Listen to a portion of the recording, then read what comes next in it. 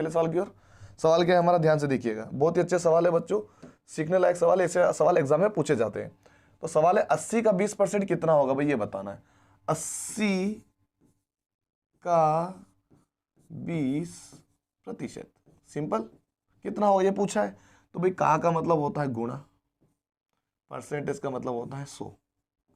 ये आपको पता है, इन दोनों की चीज के बारे में आपको पता होगा, ठीक है। अब ये कैसे करेंगे, देखिए 80 का मतलब गुणा 20, जिसके साथ परसेंटेज जुड़ा हुआ है उसी के नीचे लगा दो आप, कोई दिक्कत नहीं, पूरे के नीचे भी लगा सकते हैं लेकिन उसी के नीचे भी लगा सकते हैं, ठीक है। एक जीरो से एक जीरो कट गया, दूसरे जीरो से दूसरा जीरो कट गया, बचा क्या, 8 और 2। 8 गुणे 2 का मतलब क्या हो जाएगा, 8 दूनी 16। तो बच्चों इसका आंसर क्या हो जाएगा, 16 अपना बिल्कुल 101% करेक्ट आंसर हो जाता है यहाँ पर। तो बच्चों वीडियो अगर पसंद आ जाता है, समझ में आता है बच्चों, हेल्प होती है, तो आपको करना कुछ भी नहीं है, लाइक जरूर करना है कम से कम। जो बच्चा जुड़ा हुआ है, ग्रुप के अंदर जुड़ा हुआ है, रेगुलर हमारे वीडियो देखता है, वो तो लाइक करे, वो ज़्यादा से ज़्यादा शेयर भी करे उसको। सवाल नंबर 2, सवाल क्या बोला, एक व्यक्ति अपनी आय का, आय मतलब उसकी तनख्वाह, ठीक है, 25% बचाता है, कितना, 25%, मतलब अगर वो 100 रुपये कमाता है तो 25% कितना हो जाएगा, 25 रुपये। इसका मतलब होता है 25% हो गया इसका, है ना, ये ठीक है। यदि वह प्रति माह मतलब कितना, हर एक महीने, साल में कितने महीने होते हैं, 12 महीने होते हैं, हर माह कितना कमा रहा, वो 3000। ये बात भी समझ में आ गई आपको, प्रति माह 3000 रुपये वो बचत करता है, बचत यानी बचाता है, 25% है बच्चों, वो 3000 के बराबर है, ठीक है। तो उसकी मासिक आय बताए, मतलब मंथली आय कितनी होगी। अब बात समझ में ये आ रही बच्चों हमको कि भाई जो एक महीने के जो सैलरी है उसका 25%, मतलब अगर एक महीने की जो सैलरी है उसका अगर 25% निकालूं मैं तो कितना बनता है, वो बनता है 3000 रुपये। ये इसके क्वेश्चन के अंदर यहाँ पे उसने बोला है ना। आय का 25% प्रति माह 3000 बचाता है, मतलब एक महीने का 25% वो क्या कर रहा है, बचा रहा है। अगर ये बात करें कि 25% मतलब क्या हुआ उसका, 3000 रुपये हुआ कि नहीं हुआ, 25% 3000 रुपये हुआ, सिंपल सी बात है।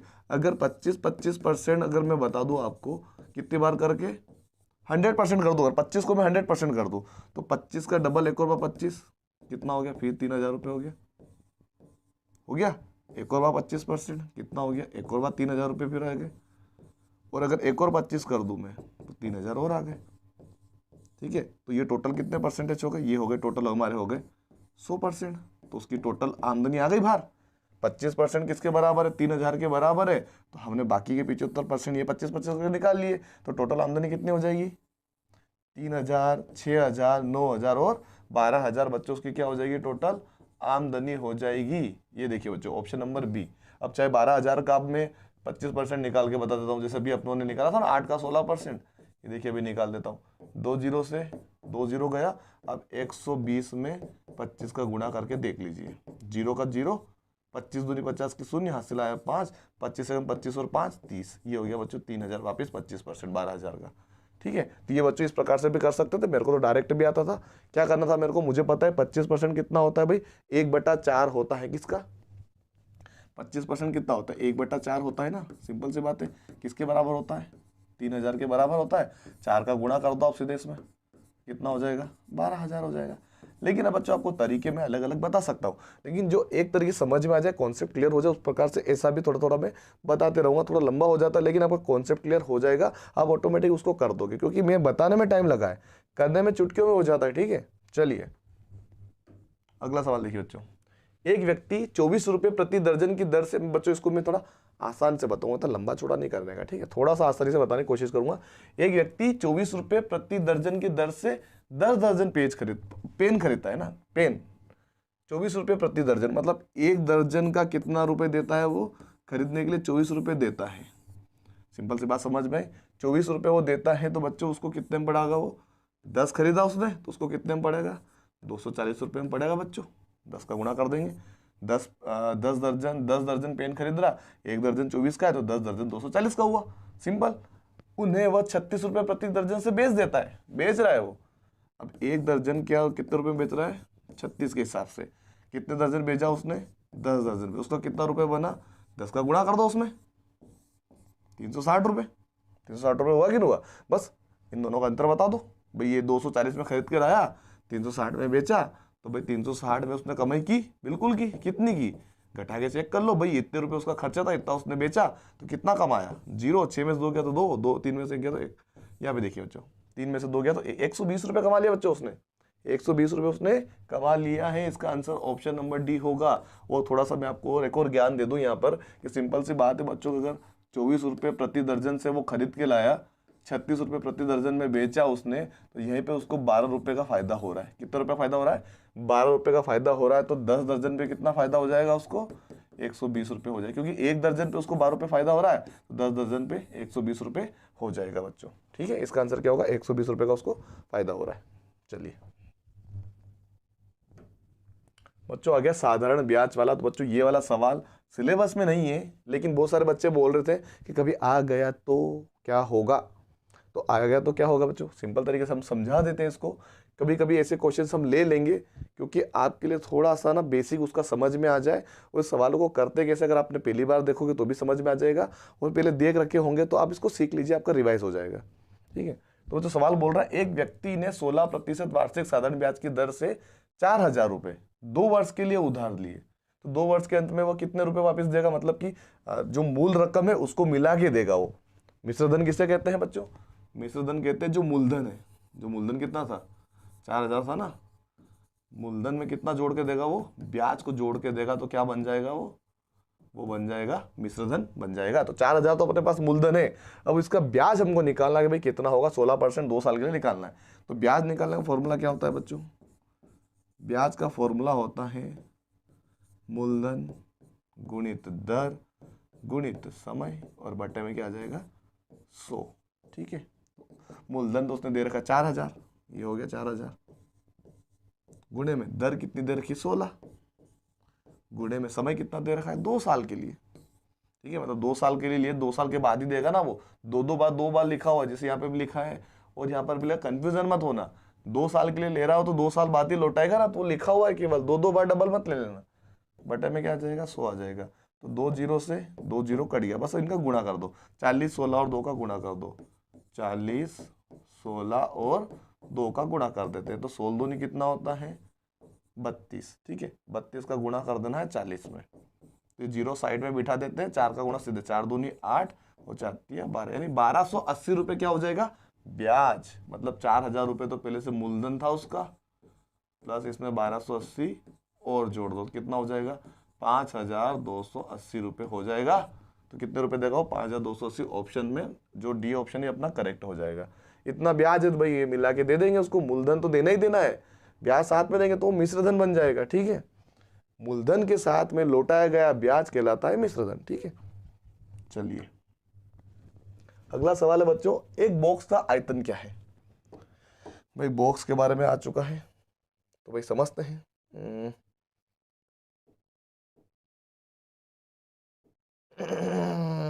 इसी से लेते हैं। ठीक है, एक बॉक्स बनाते हैं अपन, समझिएगा। ये ले लिया हमने, क्या? बॉक्स ले लिया। सर्कल नहीं लेते, सर्कल हटाते हटाते सर्कल लेते, इसमें कलर डाल देता हूँ मैं, रेड कलर का कर देता हूँ, और थोड़ा सा क्या करता हूँ इसको, ये ठीक है। एक सर्कल है बच्चों यहाँ पे, ठीक है, मतलब एक स्क्वायर है। क्या बोलते हैं इसको? सिंपल तरीके से समझोगे आप तो क्या बोलते हैं इसको?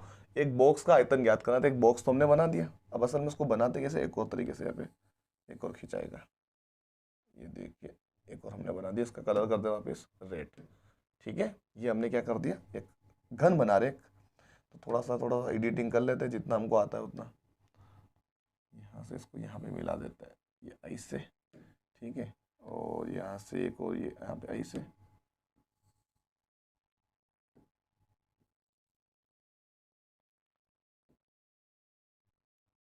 ठीक है, यहाँ पे हमने बना दिया एक बॉक्स। इसको बोलते हैं बच्चों घन, जिसकी कोर क्या है? 3 सेंटीमीटर की क्या है? कोर दे रखी है। कितनी है? 3 सेंटीमीटर की कोर है। मतलब 3 सेंटीमीटर कोर मतलब क्या होता है? जो जैसे एक ये इस जगह को चेक करते हैं, एक ये वाली बच्चों, ये वाली, और एक ये जो यहाँ की जो जगह होती है, लंबाई चौड़ाई और ऊंचाई, ये 3 चीज़ों की बात होती है। तो यहाँ पर क्या हो रही है बच्चों? ये 3 है, ये भी 3 है, और ये भी 3 है ना। एक आयतन दे, आयतन निकाल, आयतन मतलब वजन कितना है इसके अंदर। तो सिंपल तरीके से बच्चों क्या करना है? तीनों का क्या कर देना है? यहाँ पे गुणा कर देना है। जब आयतन निकालने की बात होती है, आयतन का मतलब होता है बच्चों आयतन का मतलब होता है घन के आयतन का, किसका, घन, बॉक्स घन के बराबर, घन का आयतन निकालने फॉर्मूला क्या होगा, साइड, साइड की पावर कितनी, 3। साइड का मतलब क्या होता है बच्चों, भुजा, भुजा की घात 3, तो भुजा अपनी 3 है, तो भुजा की घात 3 का मतलब क्या होगा, 3 को 3 बार क्या कर देना है, गुणा कर देना है, सिंपल। 3 तिया कितना होता है 9, और 9 तिया कितना होता है 27, तो बच्चों इसका आंसर क्या हो जाएगा 27 घन मीटर, इसका आंसर हो जाएगा 27 घन मीटर, है ना। जब भी आपको घन का निकालना हो उसको घन मीटर ही होगा, है ना, या फिर उसकी घात ऐसे लिखा सकता है, देखिए मीटर की घात 3, ऐसा भी इसकी जगह ये भी लिखा हुआ आ सकता है, ठीक है। तो ये आपको ध्यान रखना, इसका आंसर होगा बी वाला अपना। चलिए आगे चलते हैं बच्चों। आपसे एक और बात निवेदन कर रहा हूं कि बच्चों वीडियो लाइक जरूर करा करें, क्योंकि वीडियो यार मतलब लाइक नहीं करोगे तो मजा नहीं आएगा। वीडियो लाइक कर दो, शेयर कर दो, चैनल पे नए तो सब्सक्राइब कर दो, ये सब चीजें आपको कर देनी चाहिए अभी तक। चलिए 46 वाला देखिए, संख्या दे रखी 178, दशमलव लगा रखा है यहाँ पे 6758, मतलब 58, हिंदी इंग्लिश मिक्स हो रहा अपना, बोलने में जा रहा है, कोई दिक्कत नहीं, समझ में तो आ रहा है ना आपको, ठीक है। इसका क्या बोला, 2 7 है, में 2 7 के स्थानीय मानों का अंतर बताइए। 2 7 कहाँ पर है भाई, 2 7 कहाँ पर है, ये दिख रहा है यहाँ पे, 1 7 ये रह गया, 1 7 ये रह गया, तो एक जो रह गया वो दशमलव के इधर है, एक दशमलव के इधर है भाई, तो उसका क्या पूछा, स्थानीय मान। स्थानीय मान का मतलब क्या था, जो जगह होती है उसके पीछे जितनी संख्या होती है 0 लगा दो। अब ध्यान से समझिएगा, ऐसे सवालों में करना क्या, तो उसने पूछा क्या है बच्चों, अंतर। अंतर का मतलब होता है बच्चों घटाव करना, याद रखा, अंतर का मतलब क्या होता है, घटाव। तो बच्चों सिंपल सी बात है, पहले दशमलव के इधर वाले की बात कर लेते हैं, उसके बाद करेंगे दशमलव के उधर वाले की, दोनों पार्टीशन को अलग अलग कर देते हैं। जब इस वाले की बात होती है तो इसके पीछे कितनी संख्या उतने 0 लगा दो, उसके पीछे लगा दो, ये लगा दिया भाई 0, क्या हो गया, 70 के पीछे एक का संख्या थी 8, तो लगा दिया मैंने 0, ये हो गया अपना इधर वाला।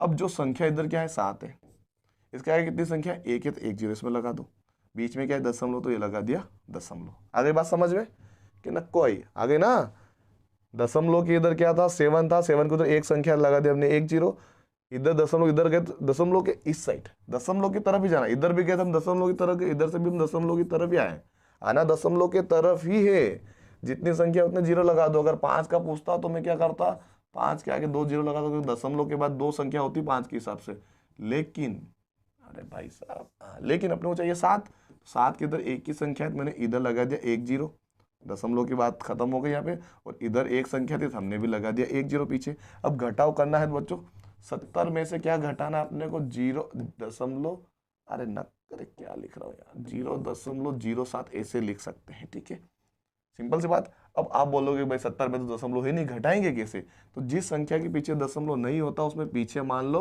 और जितने 0 चाहिए उतने 0 ले लो, कोई दिक्कत नहीं है, ठीक है। अब 0.07 को क्या कर देना है, घटा देना है। अब ये बोलोगे भाई ये 0 कहाँ से आएगा बच्चों, ये 100 पीस के लिए रहता ही रहता है ना, इसको पूर्ण संख्या के रूप में लिया जाता है, इसका ध्यान रखिएगा। भाई हमारे पास 2 ही 0 चाहिए, तो भाई ये 1 0 हटाओ भाई, कोई काम का नहीं है, ये हटा दिया। अब सिंपल तरीके से देखिए भाई, इसमें तो घटेगा नहीं, इसमें घटेगा, इससे भी घटेगा, इसको क्या करेंगे हम, इसको बनाएंगे 6, और इसको बनाएंगे, इसको क्या बनाएंगे, ये 0 से क्या बन जाएगा 10, ठीक है, 10 को काट के बनाएंगे 9, तो ये बन जाएगा 10, 10 को काट के इसको बनाएंगे 9, तो ये बन जाएगा 10, तो 10 में से 7 गया बच्चों, कितना बचेगा 3, 9 का 9 बच जाएगा, दशमलव का दशमलव आ जाएगा, फिर 9 का 9 आ जाएगा, और 6 का 6 आ जाएगा, तो 69.93 बच्चों इसका आंसर होगा। 69.93 बच्चों इसका क्या होगा, करेक्ट आंसर हो जाएगा। इस प्रकार से बच्चों सवाल को करना है, गलती मत कीजिएगा। चलिए अगले सवाल की बात करते हैं। यहाँ पे व्यंजक 9 -6 भागित, तो भागित अच्छा बना दे, कभी कभी दिखता नहीं माइनस जैसा लगता हो आपको, गुणे में दे और प्लस का 1, ये हमारा सवाल है। ये प्लस कैसा बनाया मैंने बे, चलिए देखिए, ये अपना सवाल है, का मान ज्ञात कीजिए, मतलब इसको सॉल्यूशन करना है। तो बच्चों सिंपल तरीके से देखिए, भागित आ रहा है, गुणा भी आ रहा है, प्लस भी आ रहा है, माइनस भी आ रहा है, तो सबसे पहले नंबर पे भाग ही होगा। कौन सबसे पहले कौन करेंगे, हमको भाग को करना है, और भाग में एक माइनस है और एक प्लस है। मैंने सबसे पहले वीडियो में बताया था या फिर सेकंड में बताया था, जिसमें बताया था बताया होगा, लेकिन अगर आपने देखा होगा तो आपको इसके बारे में पता है कि माइनस में अगर एक संख्या, अगर दोनों संख्या माइनस की होती तो भी प्लस में आंसर आना चाहिए, दोनों प्लस की होती तो भी दोनों प्लस में आते हैं। एक ही कंडीशन होती है बच्चों जिसमें आंसर माइनस में आता है, वो कंडीशन होती है एक संख्या माइनस की, एक संख्या प्लस की, चाहे इधर की हो या उधर की होती है। यहाँ पे इन दोनों को देखिए, एक माइनस की संख्या दिख रही है आपको, बिल्कुल दिख रही होगी।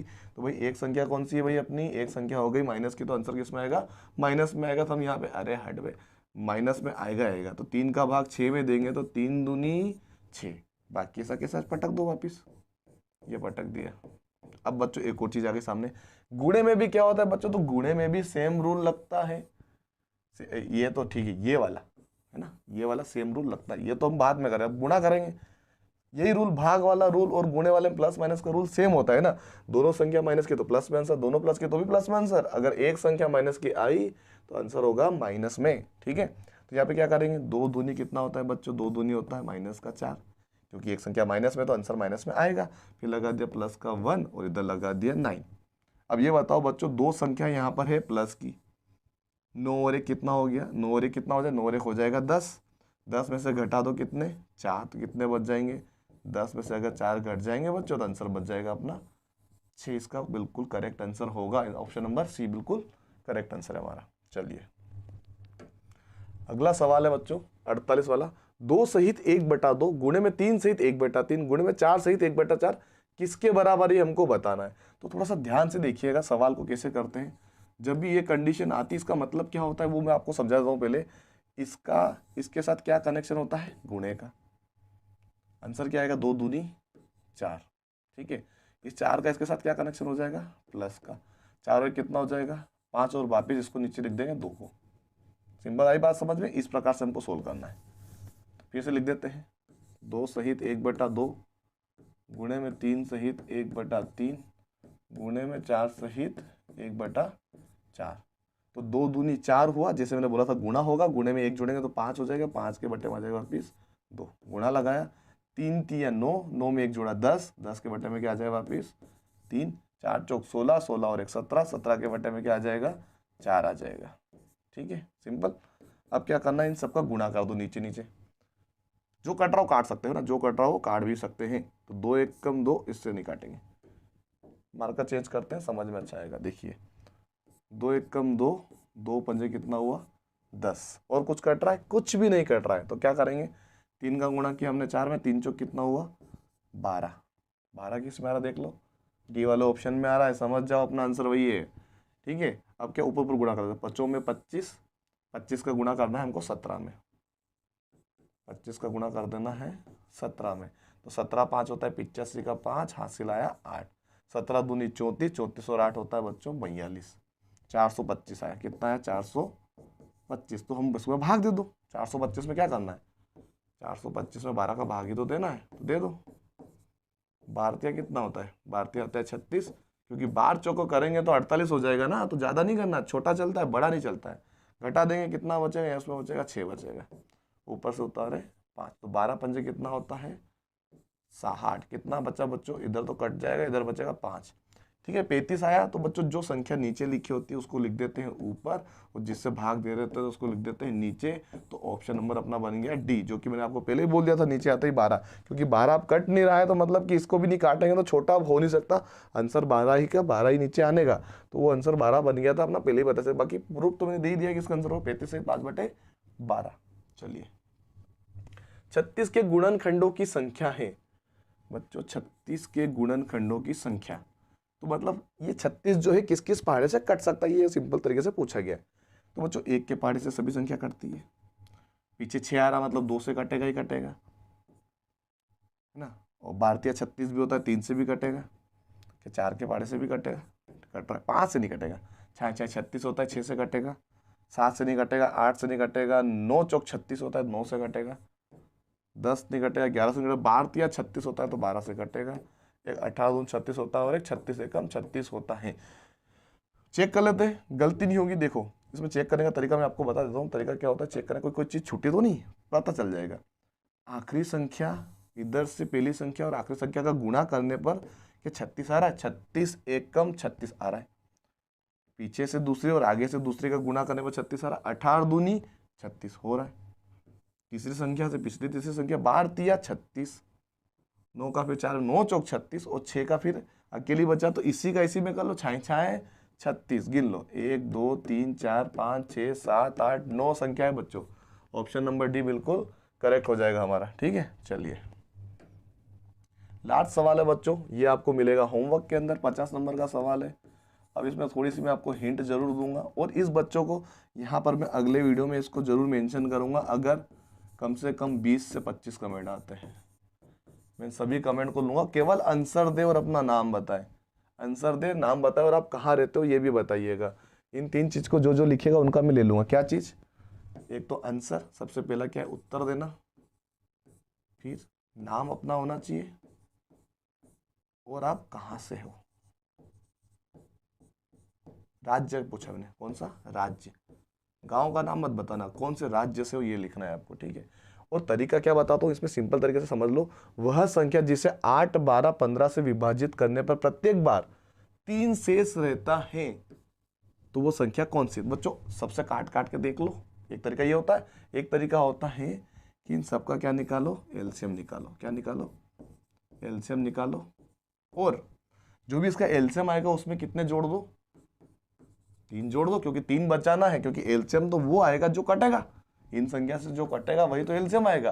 तो बचाना कितना, 3 है, तो फिर उसमें 3 जोड़ देना, तो अपना आंसर बन जाएगा। जैसे कि अगर मान लो 60 आता है तो 60 में 3 जोड़ेंगे 63 हो जाएगा। 93 आता है, 93 3 जोड़ेंगे 96 हो जाएगा। 120 आता है तो 3 जोड़े 123 हो जाएगा। 180 आएगा तो 183 हो जाएगा। सिंपल। तो बच्चों आई होप आपको वीडियो पसंद आया होगा, तो लाइक जरूर कीजिएगा। जो बच्चा पहली बार आया है वो सब्सक्राइब कर ले बच्चों, आपको ही फायदा होगा। और ग्रुप में जुड़ना चाहते हो बच्चों तो एक और नंबर यहाँ पे मैं मेंशन कर रहा हूँ अपने, तो इस पर आप मुझे बात भी कर सकते हो, कॉल कर सकते हो।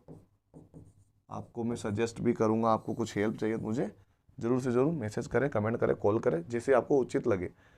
कभी कभी ना उठा पाओ तो गुस्सा मत करिएगा, है ना, क्योंकि थोड़ा सा हो जाता है इधर उधर। ऑफलाइन कोचिंग और स्कूल्स वगैरह रहते हैं तो थोड़ी दिक्कतें होती है। ठीक है बच्चों, धन्यवाद।